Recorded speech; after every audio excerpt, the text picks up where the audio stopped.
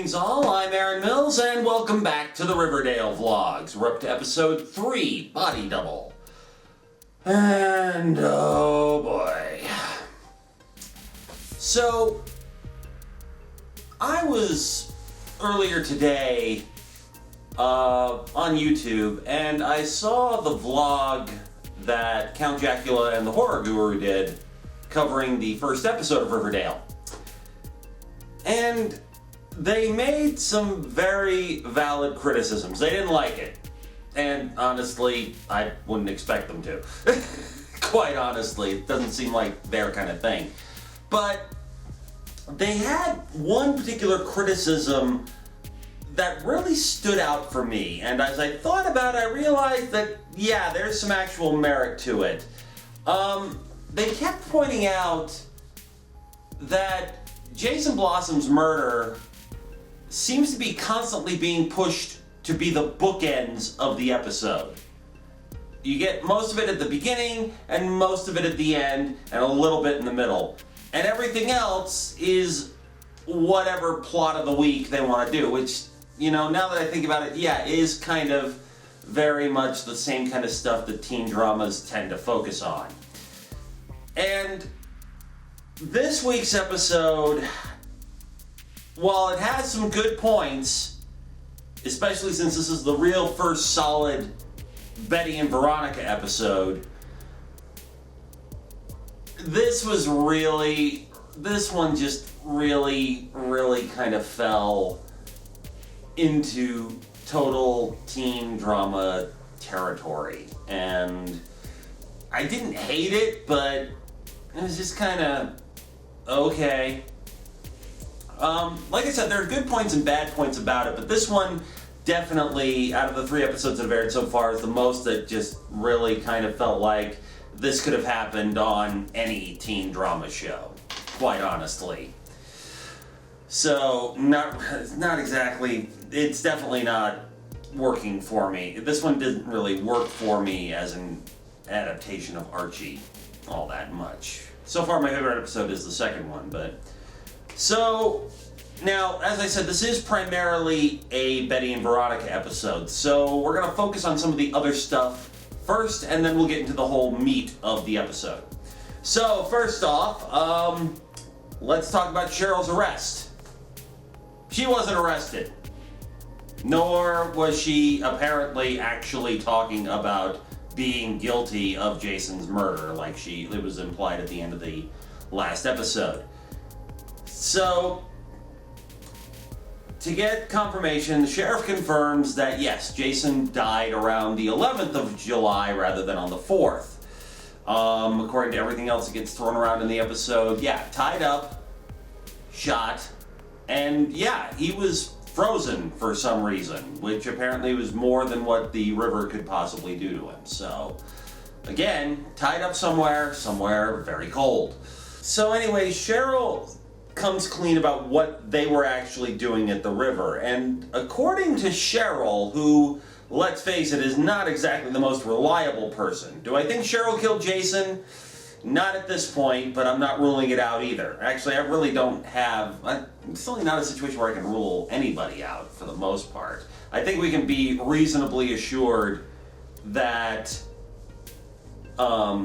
just by sheer logic and the way things work around here, I'm pretty sure we can rule out Archie and Jughead as being the killers, because they really have no reason. At least not yet. We can rule out Veronica because she's the new girl in town in this series and never even met him. We can't exactly rule out Betty just yet, and I will explain why in just a minute. But getting back to this really quick. So, Cheryl claims that for reasons which he did not disclose to her, Jason wanted to run away from Riverdale to a point where he'd be somewhere where his parents couldn't force him to come back. So, the plan was to fake Jason's death by accidental drowning. Instead of actually, the boat capsizing and Jason drowning in the river, they instead rode to the opposite side of the river, which basically, I guess, is the delineation between Riverdale and the town of Greendale. And if you're familiar with Archie comics, Greendale should immediately start raising some flags. So yeah, Jason went off, said he was going to contact Cheryl as soon as he was able to be wherever the hell he thought he could get away and get a hold of her and let her know he was okay. He said it shouldn't be more than a month, and she never heard from him again until his body was found by Moose and Kevin. So the interesting thing is, while she's telling the story, she mentions the gunshot that was heard around the forest. The same gunshot that Archie and Miss Grundy heard.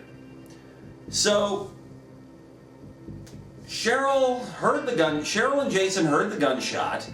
Cheryl assumed maybe somebody was shooting at Jason and missed. Who knows? So Archie comes clean about the gunshot, but does keep Miss Grundy out of it. He claims he was only there with his dog.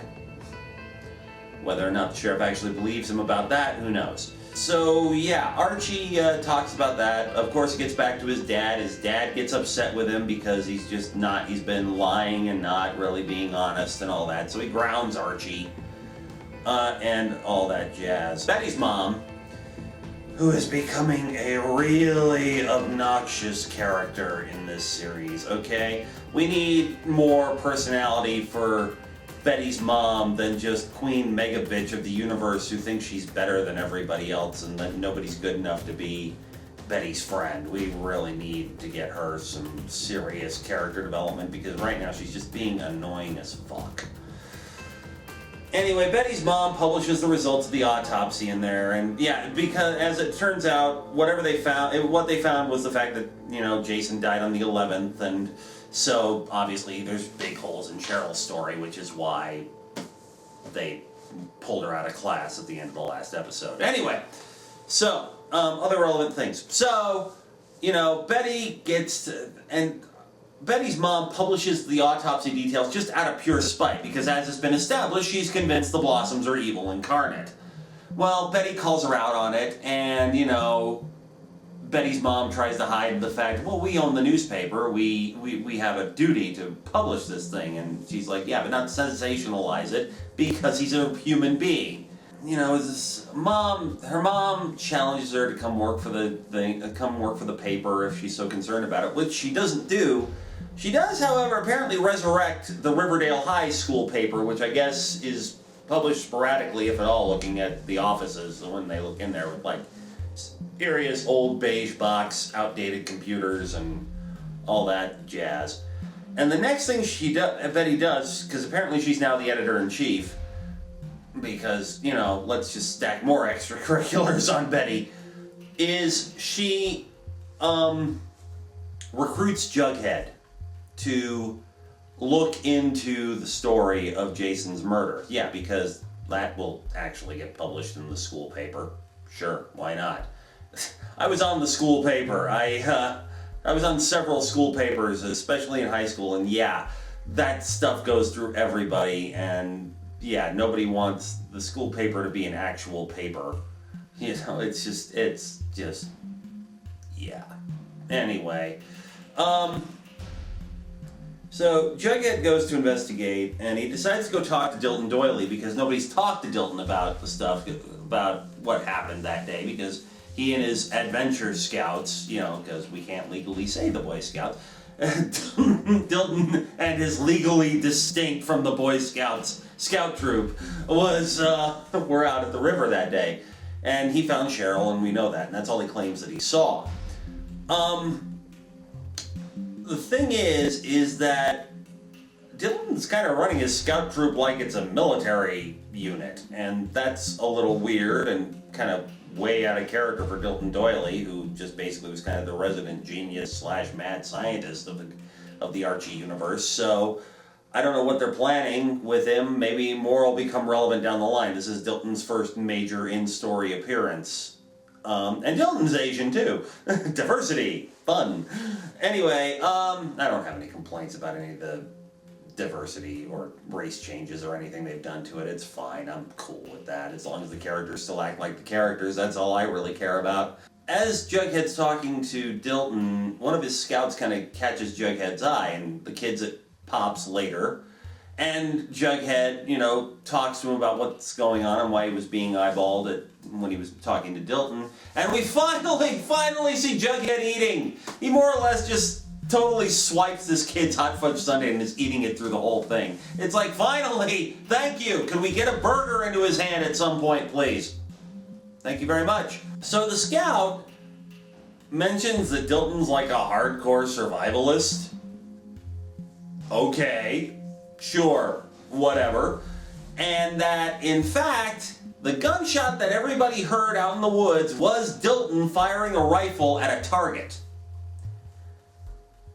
So Dilton was the one who was the cause of the gunshot, which is a big no-no, apparently, according to Adventure Scout regulations, because even later in the episode, when Betty and Jughead call him on it, he basically says that he could lose his scout leadership and be charged with a misdemeanor. Oh, darn. I guess because he doesn't have a gun license, or it's just illegal to discharge firearms within Riverdale city limits. Who knows? I have no idea. I'll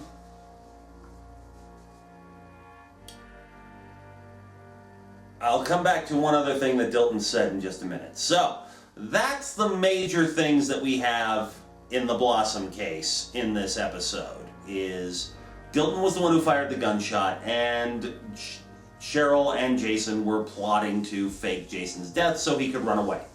We don't know what happened as of yet after that.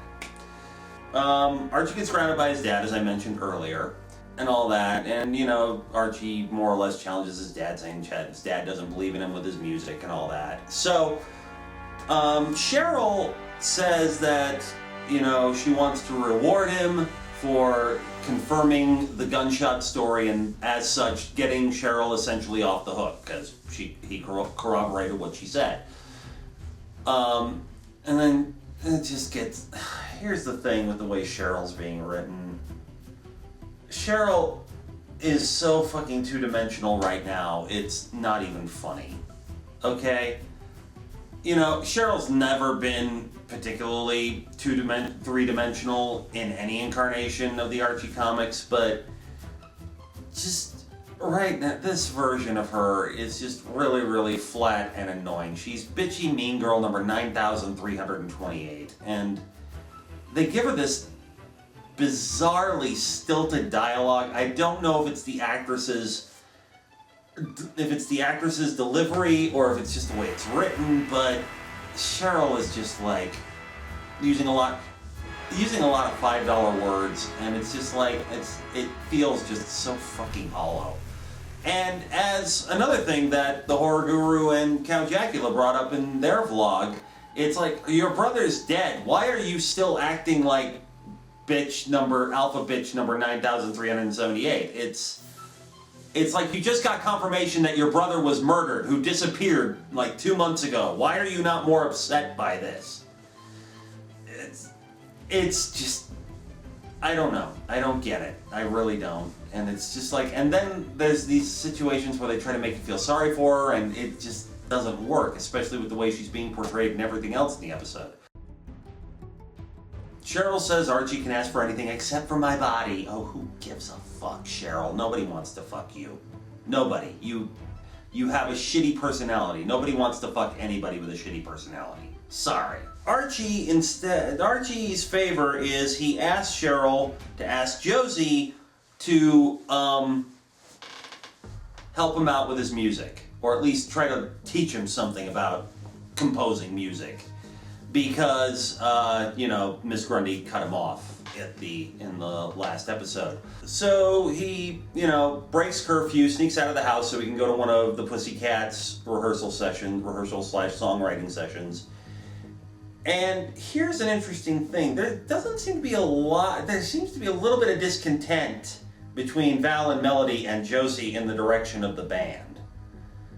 It's implied, and it's really quick, because Archie hits it off with Val and Melody completely. Josie, on the other hand, still acting kind of like a bitch. Again, not without reason, but apparently Josie's goal with the band is to push forward the cause of people of color in the music industry, or at least specifically for them. More or less, she says, you know, you think you feel qualified for 3 divas of color? And here's the thing. It's not so much that Josie says this, because that's kind of the impression you got from when she first appeared in the first episode and shot Archie down. But if you watch Val has a split-second reaction where she's like, oh god, this again? So it seems like Josie's making a big deal about them being black, and Val seems to be more like, I just want to make music, would you please? So, you know, I mean, and then Josie starts getting on a roll and talking to Archie. She's like, so you think you're qualified to talk about my experience when we have, you know, we call ourselves the Pussycats because we have to claw our way into the rooms you can just waltz into. And, you know, and you think you can talk about my experience? And Val's like, Josie, look, it's just... Val starts interrupting Archie, says, no, it's fine, because she's right. Good for you, Archie. But eventually, you know, he makes a couple of lyric suggestions when they were stuck with something, and it scanned really well, and Josie's actually pretty impressed. And he makes some more suggestions, and, you know, they're gearing up to perform at this, like, food festival type thing. In this series, Josie's mom is the mayor of Riverdale. So, there you go. At the food festival thing later, Archie sneaks out again because his dad refuses to let him go so he can hear his song being performed for the first time. Because he gets busted for sneaking out to go meet up with Josie and the Pussycats. And, so Archie sneaks out. He doesn't get caught this time, so he's watching and he's enjoying, you know, hearing a song he worked on being performed in public and people seeming to like it. In the meantime, at the same time, Archie's dad meets up with Ms. Grundy, and pretty much, he asks, you know, does Archie actually have any talent for this music? Because I don't want him to pass up a bunch of good opportunities on what might be a pipe dream. And Ms. Grundy tells him, yes, he has talent. He's rough and he's, you know, it's a mess of competition, but he could make it. Later, the next day, you know, after Archie comes out to go to school and hears his dad working in the garage, he goes in the garage and his dad's soundproofing the garage and saying, all right, fine, I'm soundproofing the garage, so you might as well be productive while you're grounded. So, yeah, he soundproofs the garage so Archie has somewhere where he can practice his music, and it looks like his dad's going to be supportive. And that's almost it for Archie. He goes to Miss Grundy and says, can we start our lessons again? And this leads into them necking in the fucking classroom, because it's like, Jesus Christ, what the hell? What is even the hell? What are you doing with this? What is the point? But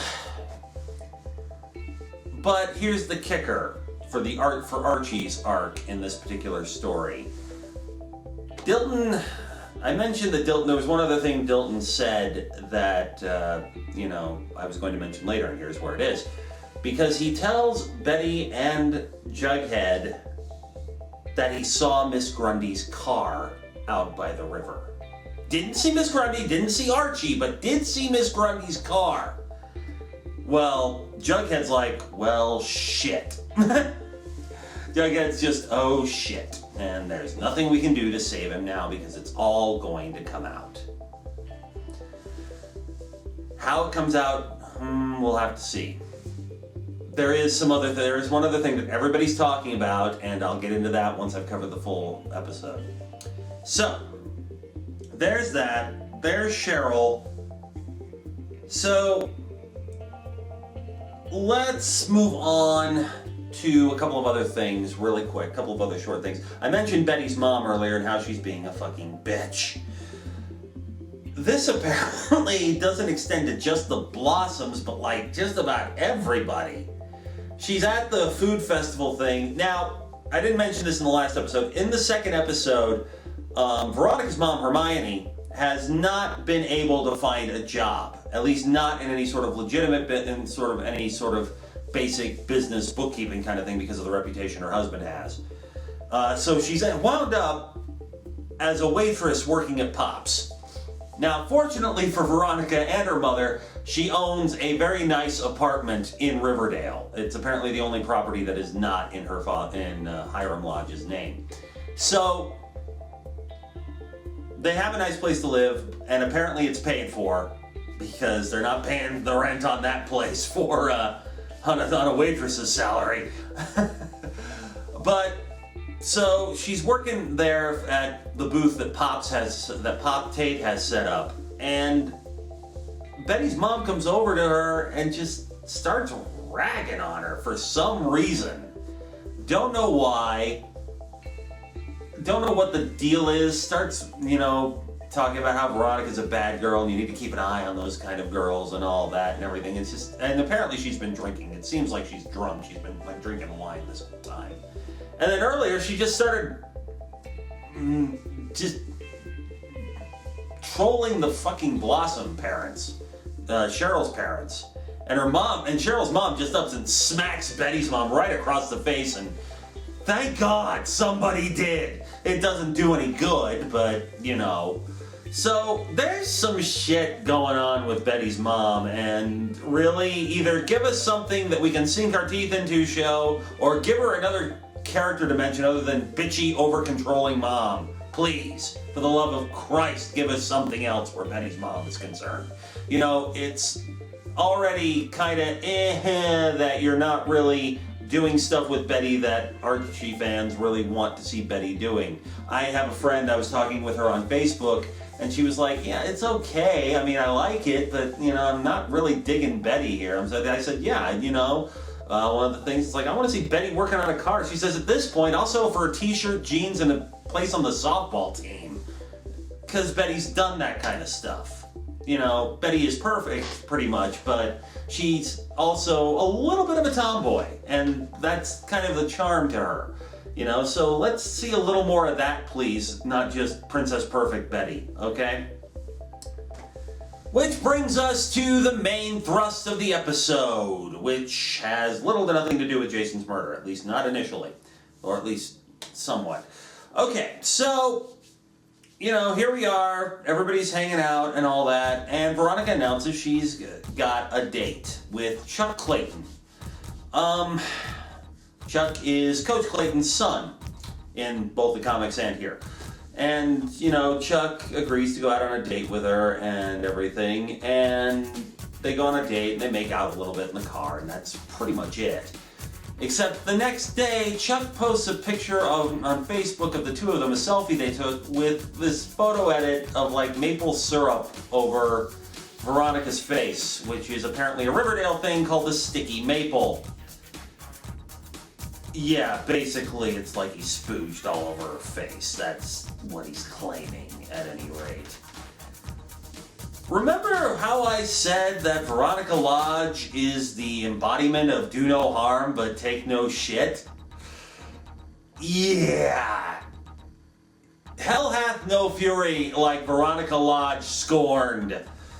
And she just was ready to go out for anything. I mean, Betty and Kevin were trying to dissuade her, and she was like, no, I'm not gonna, they were like, we can tell Principal Weatherby, and she's like, screw that, so they can get away with it. I'm not doing that. It's just like, listen, I'm Veronica Lodge. I don't follow the rules. I make them, and when necessary, I break them. And she just decides to go challenge him right there. So Betty's following behind her, and they just barge into the locker room. And, she confront Chuck, and Chuck's like, yeah, you had a good time, it's like, and Chuck basically, puts him off and uses fucking alpha male douchebag nonsense. Alright, Riverdale, I am enjoying you, but Jesus Christ, you people cannot use millennial slang to save your ass. It never sounds authentic. It sounds forced and stupid. Cut it out, please. It's not working. Veronica's not sure what to do. And Betty decides, we're going to publish this story in the paper, and she looks around for other girls who this sort of thing has happened to, and there's about a good 8 or 9 of them that have brought in there. Most notably, Ethel Muggs, better known as Big Ethel. Ethel's gone through a lot of changes. I mean, when she was first created, she was the stereotypically ugly girl who was after Jughead all the time, and Jughead had no interest and all that. And Ethel was kind of the butt of jokes for the longest time in Archie comics, until recently when they softened the character, made her a little more interesting and less man crazy. So Ethel's, basically the embodiment of the nice girl, more or less. And the great thing is, this is enough just to really make everybody happy. Ethel is played by the same actress who played Barb in Stranger Things. And if you haven't seen Stranger Things, Barb is sadly really the only person who ultimately dies in Stranger Things, at least as far as we know. Season 2 coming out later this year, hopefully. Coming out Halloween, actually, now that I think about it, now that I remember the trailer. But, so a lot of people, so it's nice seeing Barb. I'm sorry, I don't know the actress's name. I was going to look it up before I started recording and I completely forgot. So, sorry about that. So, Ethel says that yes, the same thing happened to her, and all she did was just help Chuck with some homework, and then he claimed the exact same thing. And then it's, she found out that there's, that apparently the guys on the football team who did this kept score, and basically, claimed they did a bunch of shit when they didn't, and more or less slut-shamed any girl they decided to talk about into not saying anything, because, that's the way this shit works. And if you don't think that's how that shit works, it happened to me in high school, believe it or not. I can get behind any sort of anti-slut-shaming thing. I wasn't slut-shamed, per se, but it was kind of the opposite situation. I did not date in high school because of this incident. I asked a girl out when I was a sophomore in high school. And for some reason, I had this bizarre little coterie of people who, for some reason, thought it was fun to just try to piss me off and ruin my life. Rumors, after word got out that I'd asked this girl out, word got back to her that I was claiming we'd already gone out and that we had sex. I never said anything other than I was taking this girl out. The date never happened. And the girl never went out with me. And to her credit, later she found out that this was a lie. And she wrote me a very nice apology letter. But she said in it that she thought it would probably be a good idea if we didn't. And I couldn't blame her for that. I never claimed that I had sex with her. I never went out with her. It never happened. Nothing ever happened with that. And I don't even want to know what... I can only imagine what she got told about her because of this stupid rumor that these people started that had nothing to do with anything. So, yeah, I kind of know where it's coming from. Not to the same degree, but I kind of know that kind of what the fuck situation. And it's a really fucked up situation.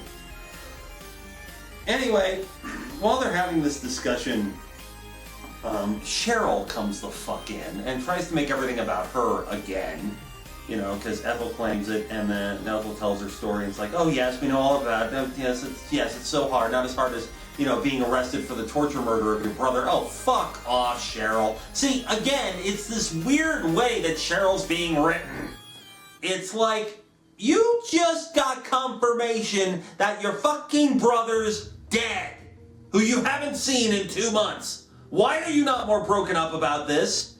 Why the fuck are you trying to make it all about you? And why the fuck are you still focusing on shit like singing with Josie at pep rallies and the fucking cheerleading team? Oh, and apparently, whenever a member of the cheerleading team doesn't do what you like, she just refers to them as sluts. And Veronica shuts that shit down in a hurry. Later, Ethel brings Valerie's younger brother, Trev, to Betty. As it turns out, Trev used to be on the football team, but he quit when he found out what Chuck and his buddies were doing. And there's 5 of them that are doing it. Most notably, however, of those 5, and we see them all later, 2 of them do not include Reggie and Moose. So they're out for right now, because there's probably fans who would get really pissed off if Reggie and Moose were part of this. I'm a little pissed off that it's Chuck who's involved in this too. They really because Chuck in the comics is a really nice guy who's an artist and wants to be a comic book artist, and they just kind of took his character and threw him under the bus so they had name recognition. So it's like, oh, fuck you. Really? You couldn't find somebody else you could do this with? you couldn't just dig. You've dug so fucking deep into Archie lore as it is. You couldn't just find some other male character you could do. You could have a grown-up version of Fangs Fogarty being him, or something like that. Who knows? Whatever.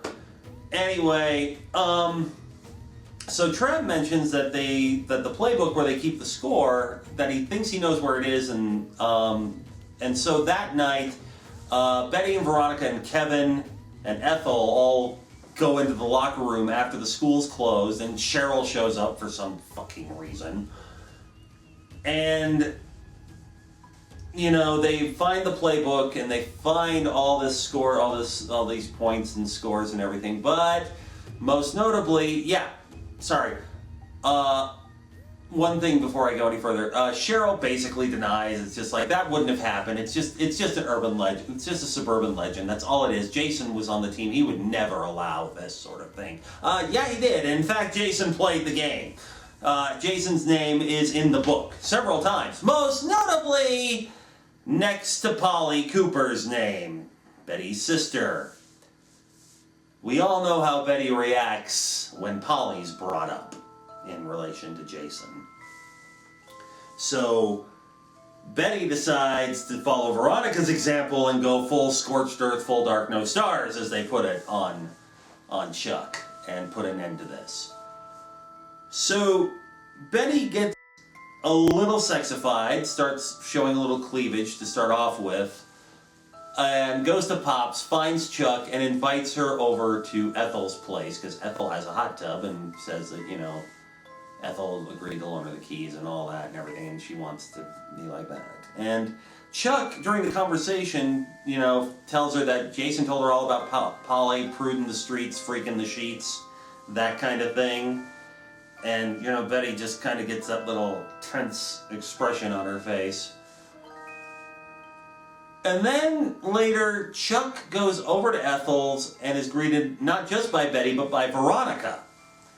And Veronica brings her in and brings him in and gets him into the hot tub and all that. And here comes Betty wearing a sexy bra and a half slip kind of thing, and a wig. Like a black page bob wig. I mean, it's like Betty cosplaying Betty Page doing Miss Fisher. I don't know. But so this is something unexpected, and it's unexpected by Veronica at all, because Veronica's just had this look like, what the hell? And then it escalates, because Betty puts a muscle relaxer in this drink that she makes for Chuck. And you put a muscle relaxer in booze, it's a disinhibitor, it's an instant truth serum. And and Veronica's like, maybe we need to slow down a little bit. And she's like, no, we're not slowing down, we need to go fast. Right, Chuck? Oh yeah, fast, sure. And then that apparently knocks Chuck out long enough for them to handcuff him to the rails and start boiling him alive in the hot tub. I mean, Betty's just turning up the temperature while Veronica's recording it and asking him to tell her what the hell's going on, or she's going to boil him alive. And it's just like, and Chuck comes clean and says, no, we didn't do anything. We kissed and I took her home. That's all that happened. And then, Betty posts it to his Facebook page because they're recording it with Chuck's phone. But, I'm sorry, Veronica posted it to Chuck's Facebook page because, it's Chuck's phone. And then Betty just puts her foot on top of Chuck's head and starts shoving him down the thing, down in there, and it's just like, and afterwards she's just like, I'm gonna give you a sticky maple of your own, dumps out a bottle of maple syrup over his head and starts screaming to apologize. Apologize what you did to Polly. Apologize, Jason. Apologize for what you did to me. Apologize for what you did to me. And then Veronica puts a stop to it. Betty's cracking. Because the next morning, after the expose gets published, she doesn't remember referring to Chuck as Jason or referring to herself as Polly. The wig is weird.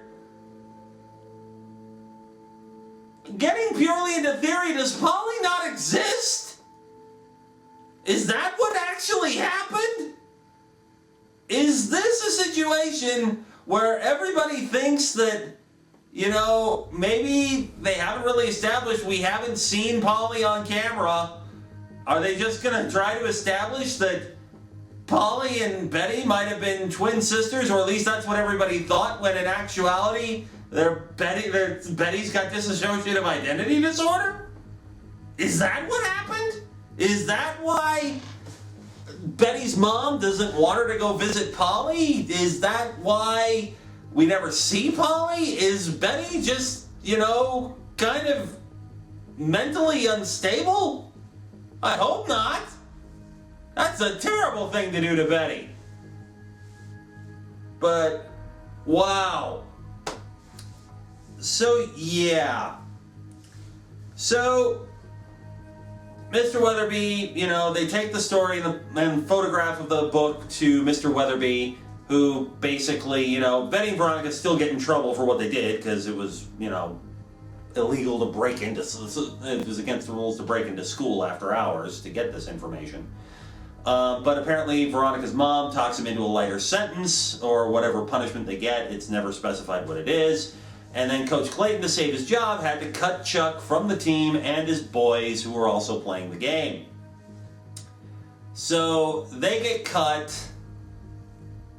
and the narration from Jughead at the end of this episode indicates that there's some sort of consequences that are coming later down the line because of this event, because of them getting cut.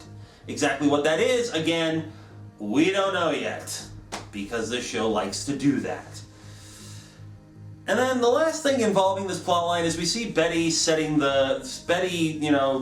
pouring lighter fluid over the playbook with the scores in it and tossing it in a garbage can to set it on fire. And then Cheryl shows up with a lighter and flings it in there. And this is where Cheryl is like all contrite and, maybe I didn't know Jason, maybe Jason hurt people, and I'm sorry if he hurt Polly and all that. But it's like, you're not doing a very good job of trying to make us sympathize with Cheryl, if that's what you're trying to do, because you can't have her be this supreme, uncaring bitch 1 second who doesn't even seem affected by her brother's death, and then turn it around after 45 minutes and try to make us feel sorry for her because her brother's dead when she hasn't shown the slightest bit of goddamn remorse that he's dead. Really, it's just like, what the hell? What the hell are you doing with Cheryl? What the hell are you doing with Betty? I don't know. And then there's one other thing. Now, I had to look this up separately online because teasers for the next episode don't show up on the CW app. But the trailer went up on YouTube the day after. So, and this has been the holy shit moment for everybody. Now, I mentioned that Archie and Miss Grundy started making out in the music room again, and you're wondering what the hell's going on. Well, it turns out, or at least seems to, according to the teaser, that this show completely played us. They were counting on us to be outraged and annoyed by the fact that Miss Grundy had been de-aged and in this bizarre relationship with Archie. The trailer seems to imply that Miss Grundy is not Miss Grundy. The teaser trailer that played, indicates that, shows us an ID for Geraldine Grundy, who is an older woman and does look like she does in the comics. And we hear, I think it's Betty's voice saying, Geraldine Grundy died 7 years ago. Which is ironic, really, and it's 7 years, and I find that funny because if I'm right, that is actually the point in The Married Life, in the Archie marries Betty storyline, where Miss Grundy does in fact die of renal failure, of kidney failure. I think that's when that issue was published, was about 7 years ago. So, kudos to that, for that deep bit of Archie lore. So, again, no answers because that's the subject for next week's episode. But, so if she's not Miss Grundy, who the hell is she? And what the hell is she doing impersonating Miss Grundy? It still makes it bad that Archie's sleeping with a teacher regardless of whether she's Miss Grundy or not. But, Jesus, what the hell is going on now? Who the hell is she? Given this show's propensity for digging deep into Archie characters, it wouldn't surprise me if, for fuck's sake, she turns out to be Katie Keene. Anyway, that pretty much covers Riverdale for this week. Yeah, not my favorite episode. I mean, I'm all for the anti-slut shaming stuff is fun. Watching Veronica go nuclear is fun. But overall, yeah, the stuff you're pitching your show to us on is getting shoved more and more to the end, beginning and end of an episode. And then if you're just going to do this typical teen drama nonsense, what the hell?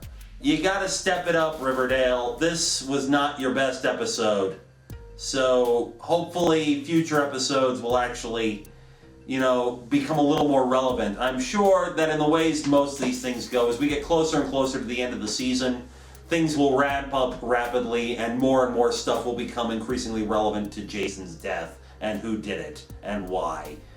But for right now, yeah, this one, not my favorite of what's been aired so far.